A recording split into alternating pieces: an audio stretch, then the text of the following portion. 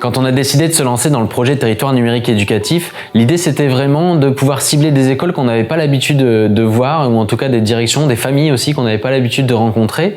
Et c'est vrai que notre implication dans ce projet-là, elle a été assez importante. On a pris beaucoup de temps aussi pour aller rencontrer les directions, pour aller rencontrer les familles qui fréquentent les écoles. Mais l'idée c'était vraiment de pouvoir devenir une sorte de pilier, en tout cas sur le numérique et auprès de ces écoles. Et puis ensuite de pouvoir accompagner les familles qui ont besoin vers d'autres services de l'association. On est un centre social, donc on a une vocation vraiment autour de la famille, et au final là le numérique devient une porte d'entrée pour aller capter d'autres familles et pouvoir leur proposer d'autres services qu'on peut avoir au centre social, et puis après embrayer sur d'autres choses suivant les besoins et les nécessités des familles.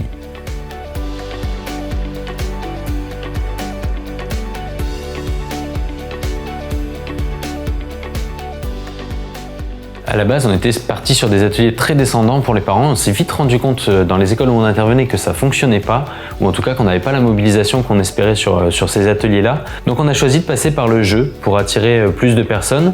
L'idée c'était de pouvoir capter les parents, mais également les enfants autour d'une thématique commune, comme par exemple l'ENT. On a créé des escape games sur l'ENT, des petits jeux de pistes, des jeux aussi de réflexion autour de la tablette et tout ça, avec toujours dans l'idée que ça puisse apporter quelque chose à la fois aux enfants et aux parents sur ces ateliers-là.